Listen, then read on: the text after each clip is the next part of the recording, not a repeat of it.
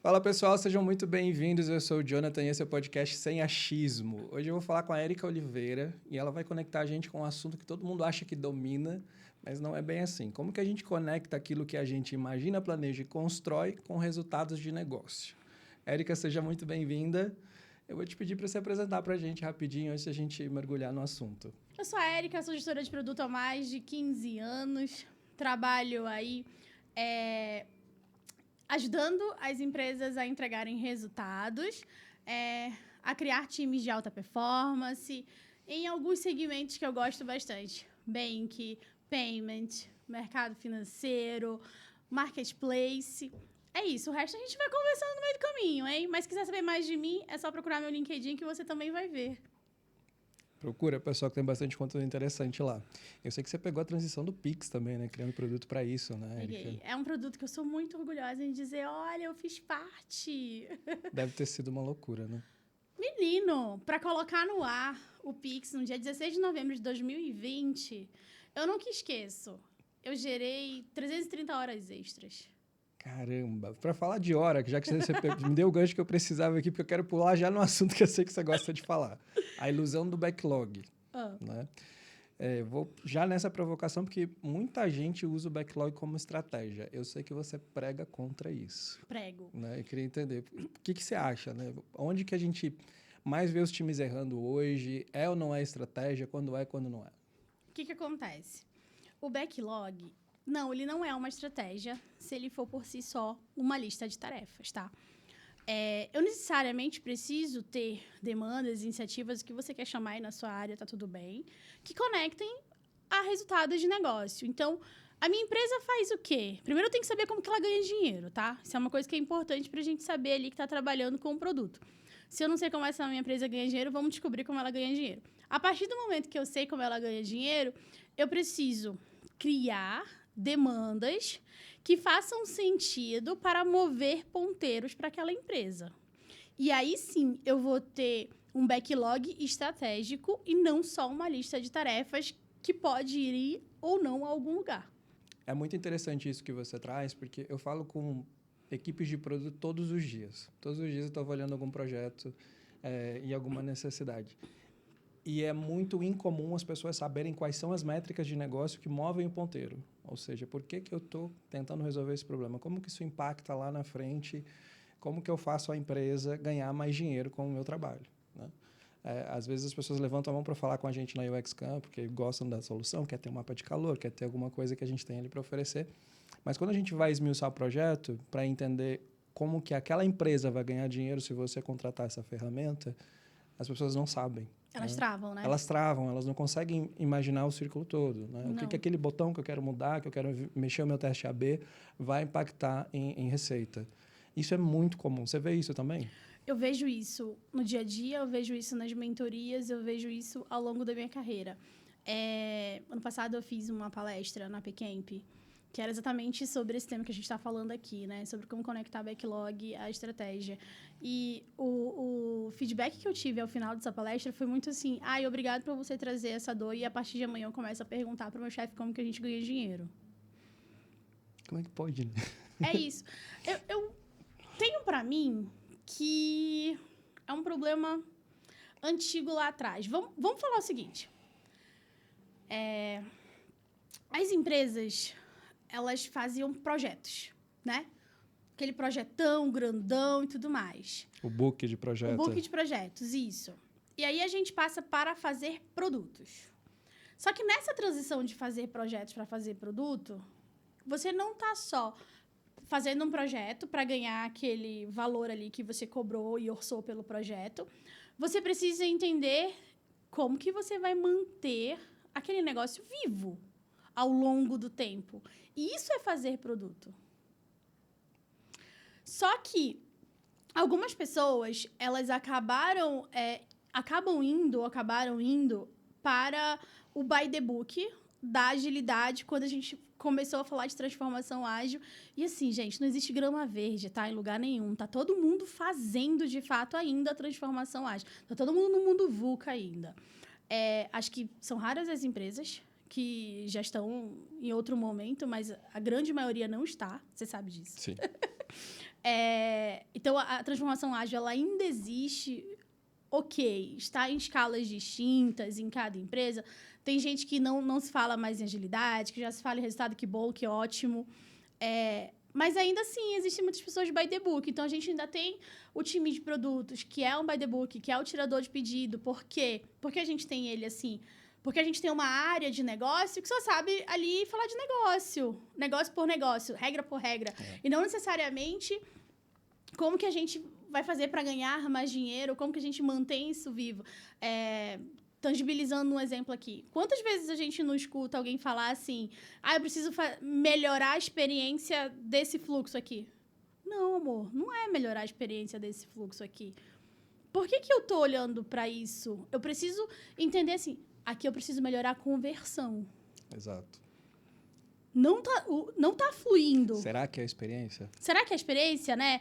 Ou será que o meu produto é desinteressante? Né? Isso é uma provocação que a gente acaba fazendo quando vai avaliar projetos também. Assim, porque a gente recebe muita demanda de tipo, a gente precisa melhorar esse fluxo. Essa experiência aqui não está boa. Aí, às vezes, o produto é desinteressante. Sim. Ou, às vezes, a forma como ele está sendo comunicado, que não é só a experiência digital, não é só o aplicativo, o produto. É a forma como eu estou comunicando. É isso. E aí, quando você fala assim, opa, eu tenho que melhorar a conversão, tá bom? A gente chegou num lugar. Tem que melhorar quanto? Para isso começar a valer a pena. Para esse investimento aqui começar a valer a pena. Aí você começa a entrar no jogo, que faz mais sentido. Na tua opinião, esse desalinhamento, ele é uma questão mais de cultura, de liderança ou de método mesmo? Eu acho que ele é um conjunto das três coisas. Mas eu acredito que ele é falta de liderança. E aí, quando eu tô falando de liderança de cima para baixo, tá? Tem algumas coisas que tem que vir top-down, sim. Né? No sentido de a gente está caminhando para esta direção, eu preciso chegar neste lugar. E aí, as médias lideranças, elas precisam estar ali guiando as pessoas no sentido, o que a gente precisa fazer para aumentar, por exemplo, a receita? Dentro da minha jornada aqui, dentro do meu produto, dentro do meu pedaço, do meu quadrado, o que eu posso fazer e mover para aumentar essa receita? Acho que essas perguntas a gente pouco faz. E voltando ao ponto que você estava tratando agora há pouco, sobre a métrica, que mexe o ponteiro, eu acho muito interessante também que as pessoas, às vezes, olham a métrica errada para o tipo de produto que você vende, né?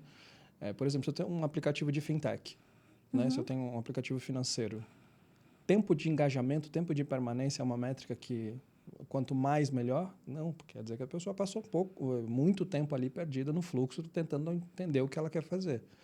Se eu sou um streaming, ok. Ok. Né? Se eu sou talvez um e-commerce, ok. Se esse tempo também está correlacionando com conversão final. Sim. Né? Mas se não estou convertendo nada... Não. E as pessoas não sabem qual é a métrica que impacta isso. E aí entra no ponto que eu, investigando a sua carreira, né, e o seu conteúdo, eu sei que você trata muito também de output versus outcome. Sim. E aí? Como é que você fala?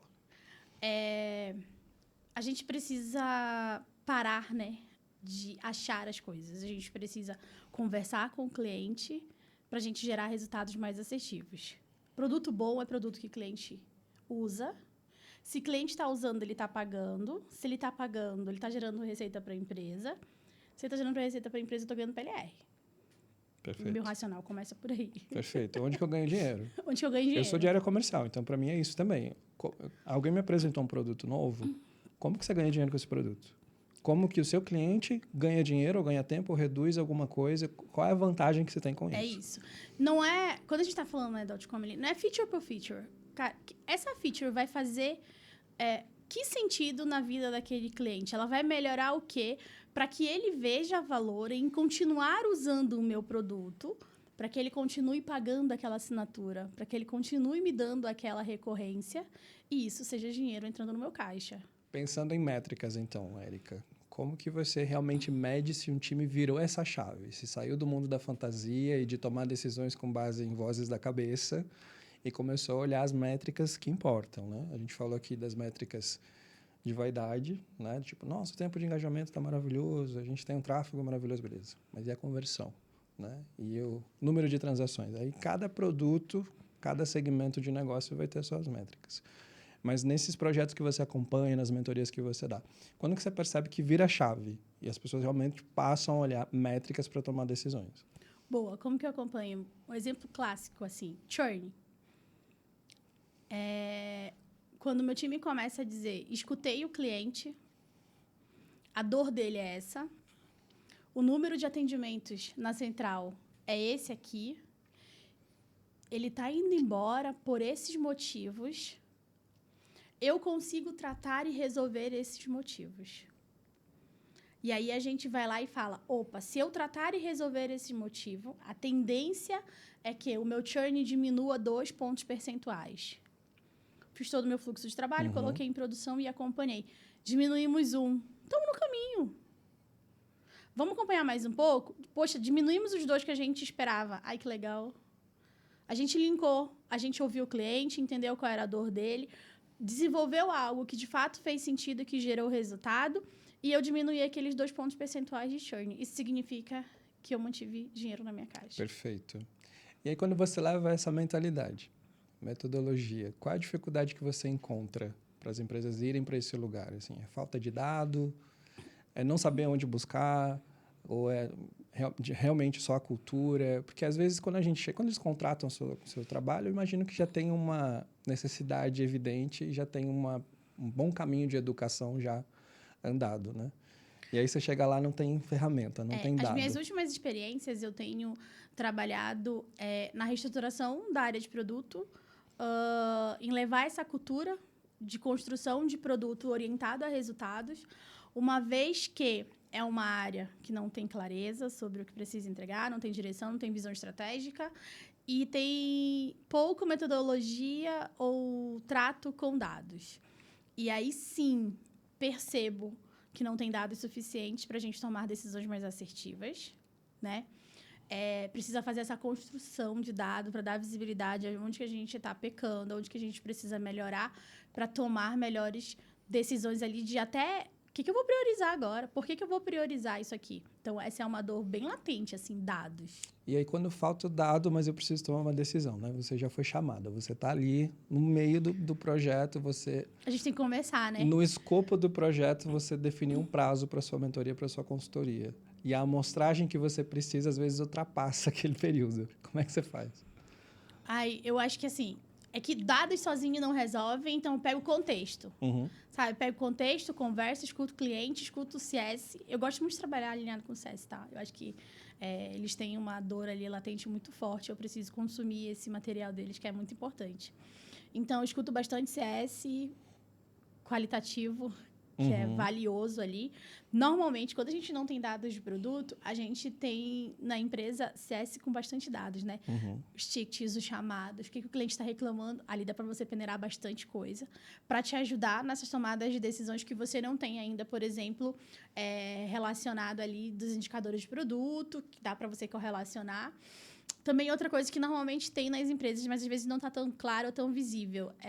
Quanto que a gente está fazendo de receita, quanto que a gente está fazendo de churn, quanto que a gente está fazendo de venda. Isso tem. Isso tem normalmente, Isso né? tem. O porquê que não tem, né? O porquê que não tem, E você acha que falta tecnologia? Nas empresas falta cultura de usar tecnologia para esse tipo de dado? Eu acho que é um mix, assim. Tem empresas que falta tecnologia, tem empresas que falta educação para usar esse tipo de ferramenta. Tem outras empresas que já têm todo o arcabouço e a ferramenta, mas o time não está letrado para usar isso, né?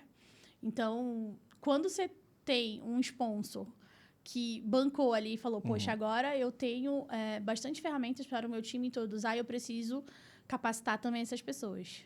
Não adianta só esperar que ele vá fora de casa se capacitar, porque aí eu vou ter depender do gosto e do desejo daquele meu colaborador querer aprender fora de casa. Então, eu preciso capacitar ele aqui dentro para que ele seja especialista e me ajude a resolver os problemas. Isso quando a gente tem uma empresa que tem um patrocínio forte ali e resolve. Quando a gente não tem esse patrocínio forte, é mais complicado. É porque, às vezes, você está nadando contra o patrocinador, né? O sponsor, ele está ali no contra. Ele não queria ir por aquele caminho, ele foi convencido. E aí, você não tem nem dados para dar um backup, fica realmente complicado. A gente tem, por exemplo, hoje em dia... Você acha que todas as empresas que estão hoje no mercado, elas estão com um sponsor forte a respeito de IA? Eu acho que tem uma tendência forte, mas a tendência ela faz mais barulho do que a resistência. É Então, isso. me dá a sensação de que sim, todo mundo quer IA, todo mundo que eu converso, né, tá com essa demanda top-down da IA, mas nem todo mundo sabe o que fazer, Como fazer? como fazer, qual é a IA que me interessa, né? Isso. E aí dentro das empresas tem uma resistência que a gente não ouve, assim, não está no feed do LinkedIn, essa Não, não tá. resistência, né? Ó, por exemplo aqui, vou trazer o nome de uma empresa que eu gosto pra caramba e tudo mais. Itaú. Eu sei, e a gente tem bastante gente ali na comunidade de Mulheres de Produtos. Gente, que é uma comunidade que eu faço parte. Por favor, mulheres, sejam bem-vindas à comunidade Mulheres de Produtos, tá? A gente fala sobre tecnologia, produto, melhoria contínua, evolução aí. Fiz esse disclaimer rapidinho para falar da Mulheres de Produto, porque vou dar continuidade no ponto que eu queria falar. E ali no Itaú, a gente sempre tem as mulheres e o pessoal falando sobre a capacitação que a empresa está fazendo para a empresa. Então, lá no Itaú, eles usam a Microsoft, já que é uma empresa grande ali, né? E a gente sabe que empresa grande usa a Microsoft. E eles têm o Copilot. E aí, o Copilot tem suas versões. Só que a versão que eles botaram ali, eu não sei se é para todo mundo, sei que a grande maioria que falou, conversou com a gente sobre, tá usando o Studio, que é o que cria a gente, que é o que faz a coisa funcionar. E não é o Copilot simples. Aí você pega outra empresa que também pode estar usando só Microsoft e só tem um Copilot simples para os funcionários. Como que funciona isso? É outro mundo, é outro universo e outra mentalidade, né? E aí você tem, por exemplo, as pessoas que vão se capacitar e tudo mais em cloud, ou cloud não, no Claudinho, no cursor, mas não dá para praticar ou para exercitar isso dentro da sua empresa, né? Sim. Dá problema. Totalmente, né? Eu vou aproveitar esse exemplo que você deu, que me lembrou de uma conversa que eu tive com essa empresa também. Assim, eu sei que eles têm uma cultura muito interessante, eu aprendi bastante sobre pesquisa. Eu sei que é bem forte na cultura de produto e de decisões de produto, né? Eu tenho uma opinião sobre pesquisa, sobre teste de usabilidade, sobre as ferramentas de tecnologia que eu utilizo, né, para tomar decisões. Acho que uma não anula a outra, mas cada um tem seu lugar, né? Se a gente for pensar pesquisa em produto digital, a gente vai ter duas amostragens muito fortes. Aquele usuário que está muito feliz com o seu produto, então ele é um promotor, ele vai lá, e aí a gente já tem a mãe da gente para dar elogio para o que a gente faz. E aquele usuário que está muito zangado, para usar uma palavra elegante aqui, e ele vai lá dar uma nota 0, mínima estrela, e às vezes não traz um detalhe... Às vezes não, né? Na maioria das vezes, 99% das vezes, ele não traz um detalhamento daquela reclamação, daquela insatisfação. Então, tem duas amostragens muito extremas. Eu nunca tenho um usuário médio que está lá no seu aplicativo de e-commerce, no seu aplicativo de fintech, com a sacola na mão, entrando no Uber, tentando fazer uma transação.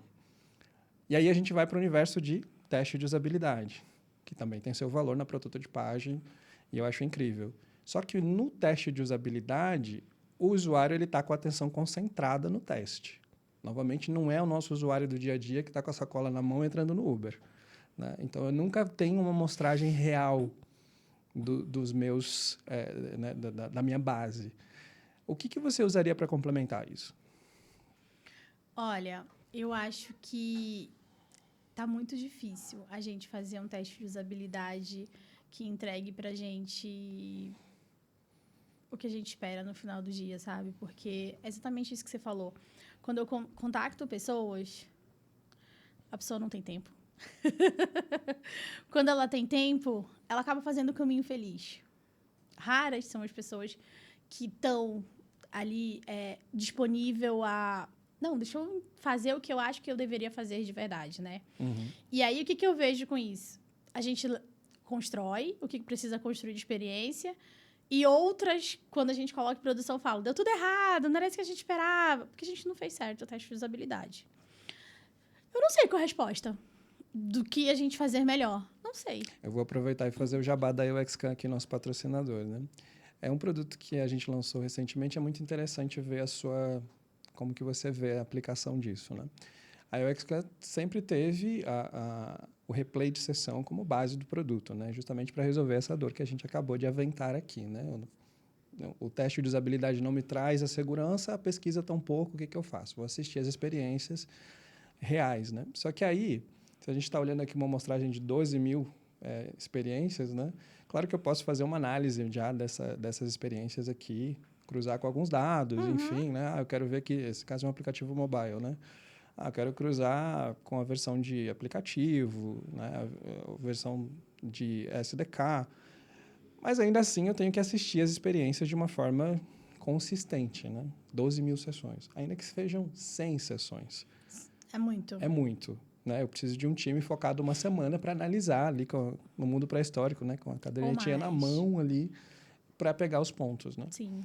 Aqui a gente tem hoje a Tara, que é a nossa IA, e ela faz esse trabalho de assistir as sessões. E ela não pega os dados e faz sentido de um monte de metadados como outras IAs.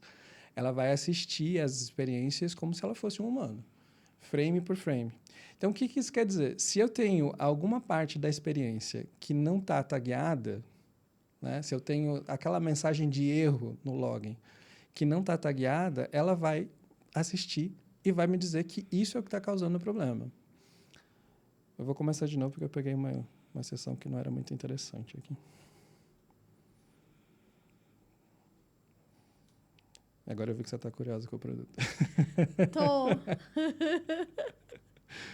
Para quem trabalha com o que você trabalha, é maravilhoso, né?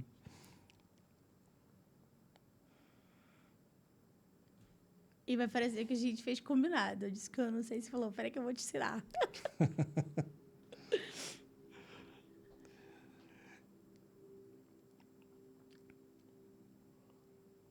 Deixa eu só ver de que ponto que eu recomeço.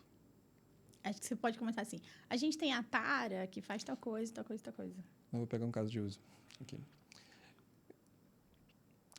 Então, pensando num caso de uso aqui com a UX Camp, se eu tenho uma tela, por exemplo, que uma ferramenta simples de mapa de calor me trouxe aqui que eu estou com problemas aqui nessa área, né?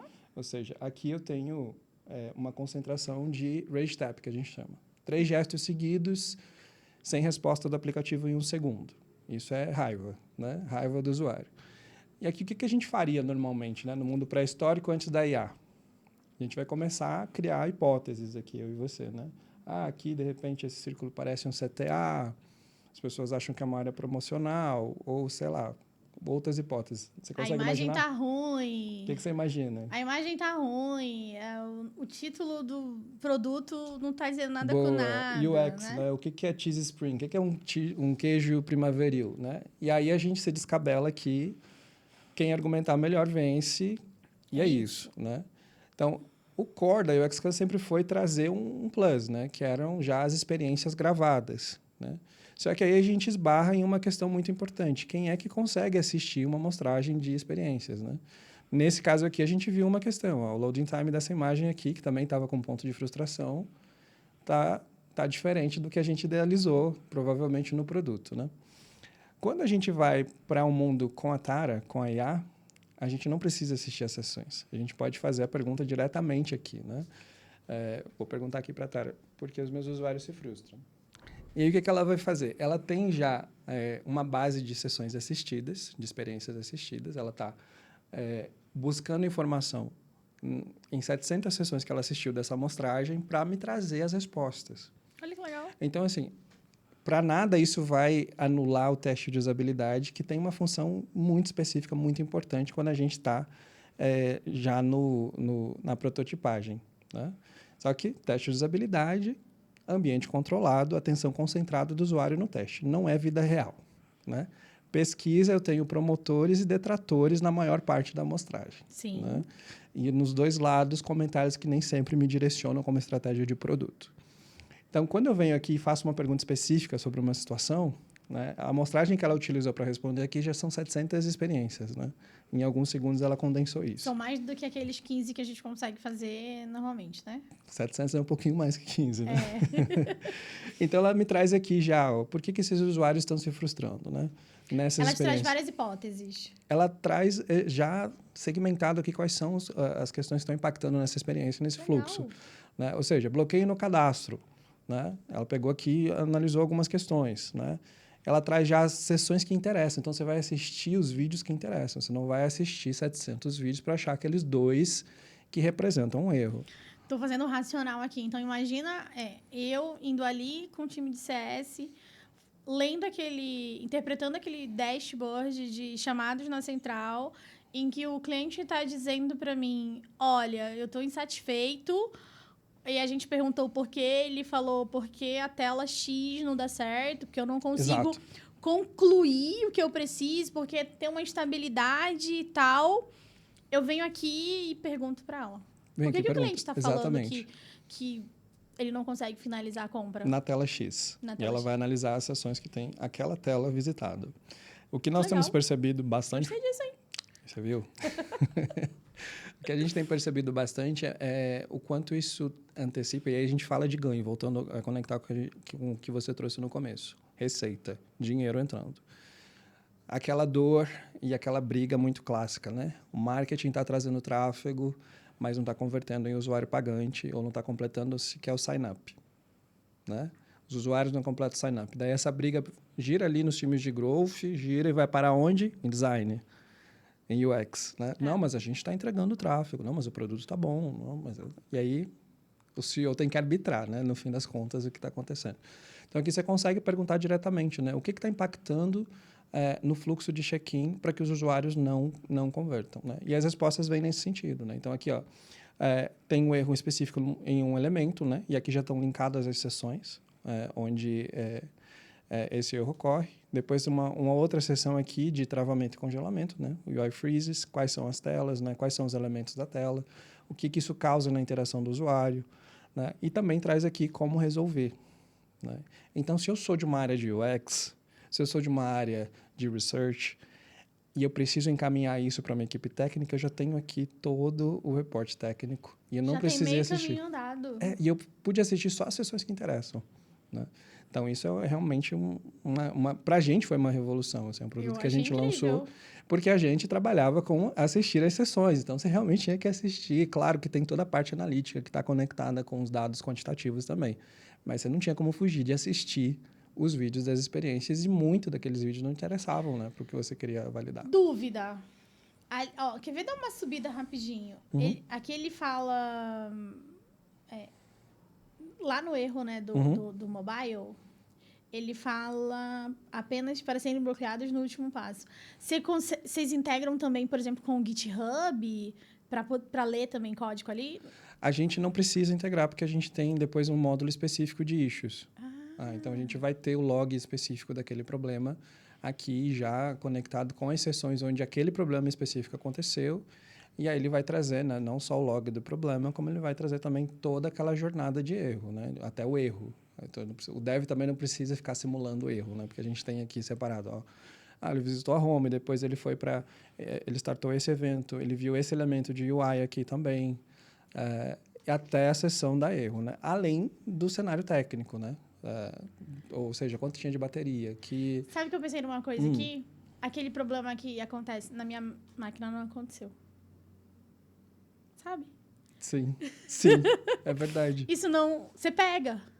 Porque, às vezes, o cliente reclama de algo que está acontecendo com ele porque ele fez um passo diferente da gente estar acostumado a fazer o caminho feliz e não pega o erro, né? Total. Então, aqui ele vai ficar testando várias vezes até encontrar ali... Até encontrar qual é o cenário, e isso leva muito tempo, né? E a hora de desenvolvedor é caro, a hora de QA é caro. Sim. Leva muito tempo para você entender que é no cenário específico de, é o navegador tal, se for um produto web, ou é o SDK a versão X, com a versão Y do nosso aplicativo, com a versão não sei das quantas do sistema operacional, quando o usuário tem 10% de bateria e quando é um aplicativo, um dispositivo da Samsung. Pronto.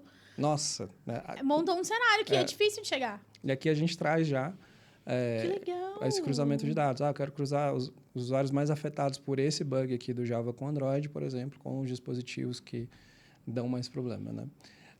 Mas, voltando ao mundo IA, eu posso perguntar diretamente, né, sobre o UI Freeze, ou um erro específico. O erro específico do Java com Android, qual é o cenário onde ele tem mais ocorrência? Né? Em que cenários ele não ocorre, por exemplo? Não dá para perguntar aqui direto e pular essa parte também. Muito massa, muito bom. Estou encantada. Depois eu te mando o cheque lá para a gente assinar o contrato. Tá bom, olha. Agora eu queria te perguntar sobre o papel do PM, né? Nessa mudança de cultura que você, né, implementa nas empresas, nos projetos que você acaba abraçando. Qual é o papel do Product Manager nesse lugar, né? Porque normalmente o PM tem essa cultura já mais avançada porque ele sente a dor, né? Ele está integrando todo o processo, ele está no meio desse fogo cruzado de comercial, growth, design, UX e a vontade do CEO no conselho das empresas, dependendo do tamanho. Qual é o papel que ele tem para o seu projeto dar certo? Eu acredito que as pessoas de produto, elas são um elo, exatamente com essas outras pessoas que você falou. Comercial, CS, o diretor, engenharia, né? Design. O nosso superpoder é fazer com que a gente direcione todo esse conjunto para o lugar mais assertivo. Então, a gente dar visibilidade do que está acontecendo, das dores do nosso cliente e pensar criticamente, ter ali um pensamento crítico sobre o que eu preciso mexer e mover para alcançar os nossos resultados esse trimestre, semestre, ano, o que seja. Então, a gente precisa usar muito o nosso superpoder de comunicação, negociação, convencimento para levar a empresa para um lugar melhor. E ganhar dinheiro. Nesse meio de campo todo aí, qual é o perfil de profissional, de Product Manager que você vê que mais se dá bem e que mais consegue vencer esse desafio? O cara que é comunicativo, o que entende contexto, o que ouve o seu cliente e que sabe como a empresa ganha dinheiro. Voltamos ao ponto, né? Como a empresa ganha dinheiro. Né? Perfeito. E quando a gente pensa assim em iniciativas, né, de projeto, né, elas sempre vão ali problema, hipótese e o resultado esperado, né, o outcome. É o que a gente espera. O nem que a gente sempre é assim. deseja, né? Como que você valida se uma hipótese está certa ou não? Né? Vamos lá, você chegou no meio de um projeto, porque nunca é no começo, né? Nunca é no começo. Deu tudo errado, chama alguém para ajudar. E aí alguém tem uma hipótese. Né? Essa pessoa tem a autoridade de estar lá naquela empresa, de estar naquele projeto, ou seja, não tem o que você tem o que você não tem, né? Contexto. Como é que você valida se essa hipótese está certa ou não? Primeiro, eu vou lá bater na porta, entender todo mundo.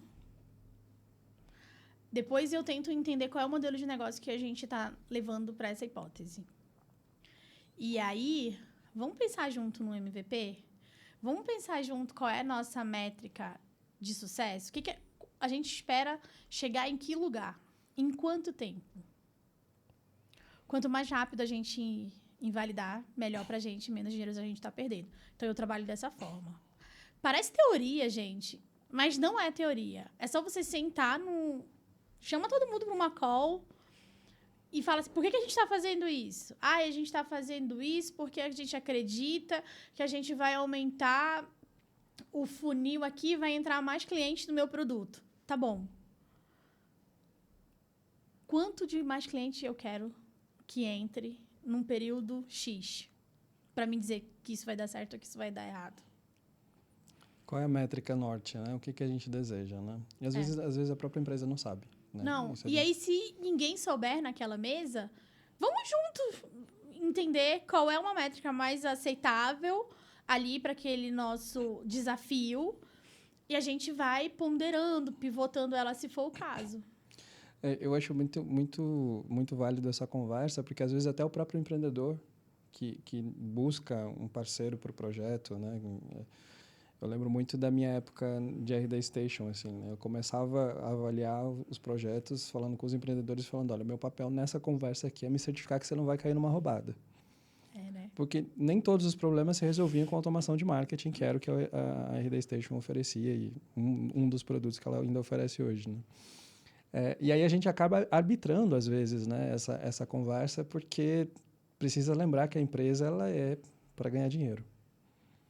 E para ganhar mais dinheiro. Né? Não tem almoço grátis. Não tem. A empresa é parte de um sistema capitalista e a gente vive para acumular capital para essa empresa. Né? A gente trabalha para isso. Mas beleza, falar de conectar produto com negócio, né, do impacto, isso é o básico, né? É o Mas básico. na prática, né? É difícil. Como é que faz essa ponte no dia a dia, né? E o que você vê que normalmente vai quebrar esse processo? A gente conversou, chamou todo mundo para conversar, como você sugere. Saiu dali, todo mundo alinhado. Foi para o bar. No outro dia, o que quebra esse sentido? Ai, Deus. Quebra uma ideia que veio de algum lugar e não está conectada com o direcionamento estratégico. Ou quebra a falta de comunicação, falta de confiança. Acho que tudo isso é factível, sabe? É motivo de quebrar o que a gente combinou no dia anterior, assim. Acho que as pessoas podiam, as empresas, né, podiam definir uma matriz, né, de decisão, né? Tipo, essa ideia é válida, né? O básico, né, quando a gente pensa em projetos comerciais, enfim, a gente pensa por que alguém compraria algo, né? Para ganhar mais dinheiro, para deixar de perder dinheiro, para economizar e para reduzir algum risco, né? É uma matriz, né? Sabe, a gente está falando aqui muito de básico bem feita. Eu acredito, e refletindo junto contigo, acho que a gente esquece de fazer o básico bem feito e quer elaborar muitas coisas e fazer muitos mais e se perde. Se perde no como que eu vou ganhar dinheiro. Exato. Né? E aí a gente vem de um mundo que está ficando para trás, né? Onde as startups tinham muito dinheiro para queimar, né? Era um mundo de venture capital onde eu trabalhei para empresas que eram orçadas em prejuízo, né? 10 anos dando prejuízo, né? Como é que uma startup existe 10 anos? 10 anos Hoje não existe. Não existe mais. E isso é uma cultura que ainda está aí, porque os profissionais que trabalharam nessas empresas, eles estão aí nas outras empresas que não têm essa cultura. Então, tem uma dificuldade de entender esse novo mundo. Mas é o básico, né? Realmente, concordo com você. As pessoas precisam lembrar do básico. A empresa precisa ganhar dinheiro, e não só ganhar dinheiro suficiente para a sua estratégia. Quantas vezes, assim, a gente já não esteve em uma empresa em que duas equipes estavam fazendo a mesma solução de um problema? Sim. Por que isso aconteceu? Porque elas não se conversavam? As lideranças não conversavam? Não teve um bate-papo sobre, a gente está fazendo esse problema aqui, eu estou resolvendo dessa forma? Às vezes é isso. Às vezes é isso. E às vezes é falta de priorizar, de se perder naquele backlog infinito, né? De visibilidade do que a gente está fazendo enquanto companhia, né? Exato, né? Como é que você Acontece bastante, tá? Eu ia te perguntar exatamente isso. Na sua experiência, eu sei que isso acontece muito. Mas como é que você resolve essa questão do backlog infinito? Como que você decide num projeto o que é prioridade mesmo? Tem algumas formas que eu tento lidar. Isso depende de empresa para empresa, como que eu tô, qual é a autonomia que eu tenho e como que eu sou recebida pelos outros pares. Eu estou desenvolvendo há algum tempo um método que eu chamo de calendário colaborativo. Uhum. Outras pessoas já usaram e usam de N formas, mas eu tento trazer minimamente é preciso que a gente converse sobre isso aqui. Alinhar com as pessoas o que está doendo, o que elas entendem como prioridade, e depois de uma mesa com pessoas que, de fato, ali estão gerenciando as outras áreas, a gente discutir sobre para onde que a gente está indo. Porque não adianta só eu, como produto, dizer assim, a gente vai fazer isso, vai fazer assado, vai fazer cozido. Tá? A ordem do que eu vou desenvolver é essa. Não vai me adiantar se o time de vendas não concorda, se o time de CS não concorda, se o time de engenharia não concorda. A gente não vai caminhar para o mesmo lugar. Porque imagina, eu estou desenvolvendo, eu estou aqui trabalhando em N demandas e o time de CS está com uma outra estratégia. E o time de vendas está com uma outra estratégia. Vai dar ruim, não vai? Vai. Então, a gente precisa discutir. E esse é o momento de colocar, assim, o elefante na mesa. Porque cada uma tem opiniões, obviamente, todo mundo tem. Mas cada uma tem motivadores diferentes, porque normalmente as empresas colocam objetivos específicos para cada empresa, para cada área, e nem sempre esses objetivos se combinam. Sim. E aí eu volto no ponto da matrix, aquela matriz de decisão, né? Será que a empresa tem clara qual é a sua métrica principal? Qual é o desejo principal daquela empresa na estratégia? Porque aí dá para conectar todos esses indicadores, né? O que eu vejo muito é realmente indicadores da área de produto que contrariam os indicadores da área de marketing ou da área comercial. Eu acho... Como que resolve esse conflito de stakeholder mesmo, essa pressão? Sabe que teve um momento que eu achava que não, que as empresas não sabiam. Hoje eu acho que sim. Elas até sabem para onde que elas estão indo, como que elas querem fazer. Acho que o desdobramento disso tem um pequeno problema. Às vezes não chega ali no tático, né? Como deveria chegar. Acho que a gente tem esse gap de oportunidade ali para resolver. Como que você resolve isso hoje em um projeto? Cara, hoje eu tento, tá? Não é fácil. Difícil pra caramba. Eu chamo todos os meus pares. Então, tem um tempo que eu tô trabalhando ali, reportando direto pro CPO, pro CTO. Então, abaixo ali.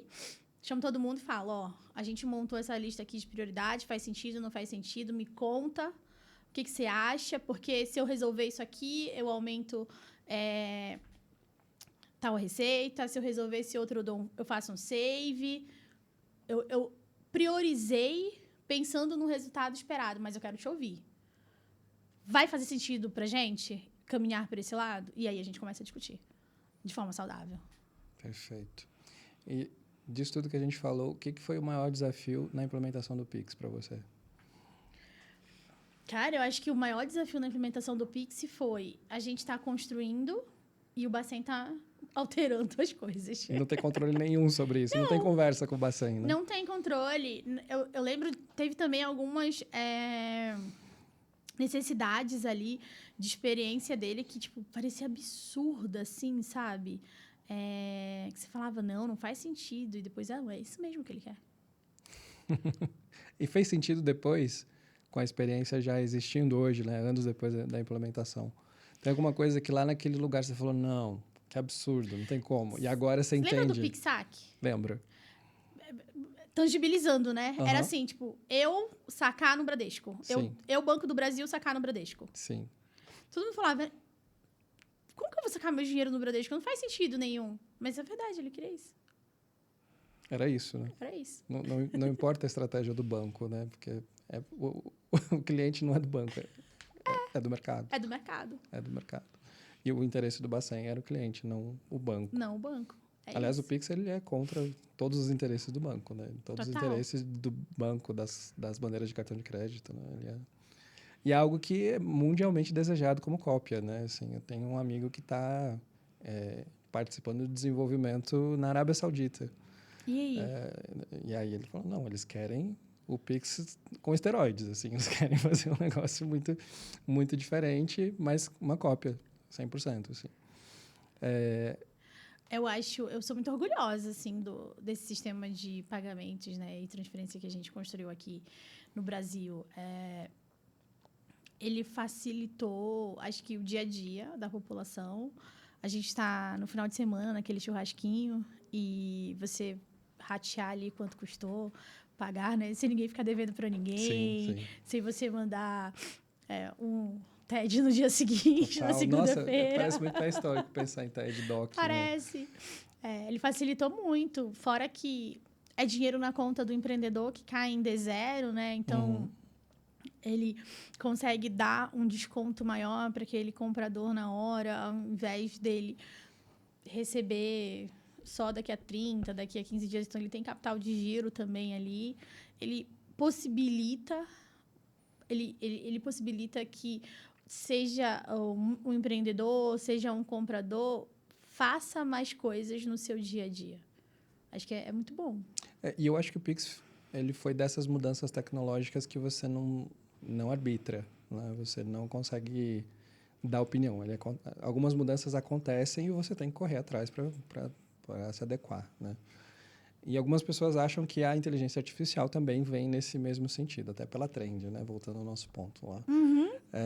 Qual é o papel da IA hoje para produto, para decisões de produto? Cara, eu acho que hoje a gente precisa interpretar e ter a IA como o nosso assistente mesmo, para ela otimizar o nosso tempo, para ela gerar mais eficiência no que a gente está fazendo. Então, aquilo que você falou, não vou analisar 669, né? Experiências ali. Até posso, né? Mas quanto isso me custa em time, em horas? Em horas e tudo mais. Então, é eu pegar planilhas, sabe? E fazer análises muito mais profundas e encontrar ali correlações que eu demoraria mais tempo para fazer isso. Sim. Então, ela otimiza o nosso dia a dia. Obviamente que você tem que ter um pensamento crítico, tem que ter repertório, tem que ter minimamente ali uma experiência para poder usar ela da melhor forma possível. Porque não adianta só você botar um prompt bonito no ChatGPT, no Claudinho, em que mais você quiser, e achar que a resposta tá ali e seguir para frente. Não é isso. Acho que é uma questão importantíssima fazer um grande resumo do que você trouxe. Como que eu ganho dinheiro? Qual é a métrica que está sendo afetada? Essa métrica faz eu ganhar mais ou menos dinheiro? Porque aí eu vou saber o que perguntar, né? Tanto para o Cloud, ou para o ChatGPT, ou para a Terra mesmo da UX, a gente pode perguntar. Mas aí eu posso perguntar, eu tenho um problema na tela inicial de check-in que chama tal, né? Qual é o problema? Como que eu resolvo o problema do deadlock? Como que eu resolvo o UI freeze? Qual é a incidência? É isso que está impactando? Se você não souber perguntar, aí ela vai te trazer respostas, né? Senão não precisava da gente. E como né? que eu sei perguntar? Entendendo contexto. O básico bem feito, entendendo o contexto. Simples assim. Eu acho que eu li esses dias em algum lugar no LinkedIn sobre a IA no final do dia ensinar pra gente que a gente precisa reaprender as coisas. Sim. Pra gente poder usar ela da melhor forma possível, sabe? E eu acho que é uma mudança que não tem volta. Não tem. Não tem volta, não tem como. E realmente ela está sempre tentando antecipar. Né? A própria Tero aqui nessa análise que a gente fez, ela está ali trazendo uma sugestão de próxima análise. Né? Então, ela está trazendo aqui 897 crashes que ela acha que se relacionam com aquela pergunta que a gente fez, aquelas frustrações ali.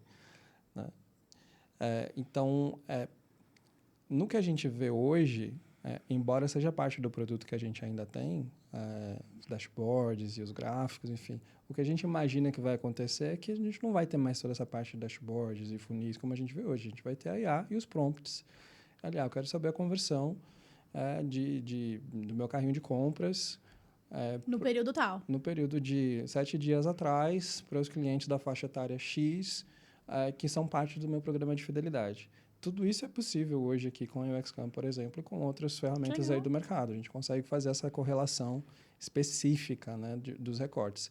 Mas eu vou montar um funil, vou gastar 10 minutos, é muito rápido, mas eu posso perguntar diretamente aqui para a Terra. E ela vai assistir as experiências. Né? Uma coisa é meu funil me dizer, olha, 40% de drop-off. Mas por quê? Aí a gente vai correr atrás. Né? Então, aí entra o teu pensamento crítico. Como é que é para você? Qual é a análise que você faria? Peraí, qual é a análise que eu faria onde? Vamos lá. Corta aqui, gente. Vamos lá. Vamos pegar um exemplo vivo aqui. Deixa eu pegar um funil mais simplesinho.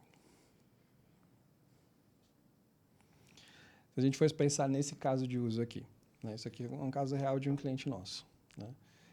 Era um produto digital, um aplicativo de e-commerce, e aí tinha questões de conversão. Né? Então, a gente fez uma validação aqui e percebeu que essa versão aqui do aplicativo convertia bem menos. Muito menos. Né? Quais são as perguntas que vocês fariam? Eu tenho só para entender o contexto aqui, tá? É um aplicativo de e-commerce em que, em algumas versões ali, você percebeu que tinha uma conversão baixa. Exato. A gente tem uma conversão aqui de 85% nas outras duas versões, e nessa versão nova aqui, a gente está vendo 50% de conversão. Então, eu estou perdendo 35% de uma versão nova. Gente, já começaria assim. Que versão que é essa? A partir de que momento que ela começou a converter abaixo? Qual foi... O que eu fiz de diferente para ela começar a converter abaixo? Perfeito. Imagina, você chegou nesse projeto assim, te mostraram esse funil e você apresentou essas 3 perguntas. O que você vê acontecendo numa empresa que não tem uma ferramenta? Várias coisas assim, mas, tipo, a gente não fez nada. Não fez nada, né? A gente não fez nada. A gente só mudou a cor da tela. Passou de azul Começa para assim, a vermelho. gente não fez nada. Mas como que não fez nada? Se convertia 100% e do nada passou a converter 50%. Perdeu 35%, né? Isso é um caso real de um cliente nosso aqui do Brasil, um dos maiores e-commerces, inclusive. O que eu acho que, se a gente for pensar, o que vai acontecer? Toda essa jornada que a Erika trouxe. Eu vou conversar com a equipe de suporte, vou entender quais são as dores, quais são os tickets, o que está detalhado ali, vou ouvir todas as outras áreas, até compilar tudo isso em dados, né, acionáveis, dados quantitativos, qualitativos, quando que começou, o que mudou. Tem um caminho a percorrer. Tem. Né? E aí, quando eu falo que é um caminho sem volta, porque se a gente clicar aqui, vai me levar para aquelas sessões, Tá. né, onde aconteceu, e aí eu posso fazer a pergunta, né? Por que eu estou perdendo 35% de conversão na versão A versus a versão B? Então, até o próprio universo de taxa B, ele ganha um outro sentido e agilidade. Gente, muito mais rápido. E aí ele vai te dizer, porque nessa versão aqui... Tem travamento na tem tela travamento tal, na tela tal. uma integração com o WebView que não está funcionando, enfim. Você subiu... Essa versão tem Face ID, por exemplo, as outras não tinham, enfim. Gente... Todas aquelas hipóteses que na mesa, né, quando a gente coloca todo mundo para conversar... Cada um começa a lembrar de alguma coisa que aconteceu naquele período. Exato. E aí quem argumenta melhor vence e a gente torce para aquela hipótese ser a verdadeira, porque a gente não vai ter tempo para testar. Não. 35% de conversão, imagina um e-commerce que fatura 20 milhões por dia, que era o caso. Né? Como é que a gente faz? Não, a gente tem que tomar uma decisão rápida. Então, aí senta, quem argumentou melhor venceu, a gente reza para aquela hipótese ser a vencedora, de fato, e vai trabalhar naquela solução. Enquanto isso, o dinheiro está sendo perdido. E você sabe, né, que esses 100% dele de conversão ali, enfim, 85% que ele caiu, era de um total de 3%, 4%, né? Do universo de Total. e-com. É isso. É preocupante. 2 últimas perguntas, Érica. Diga. Vamos lá.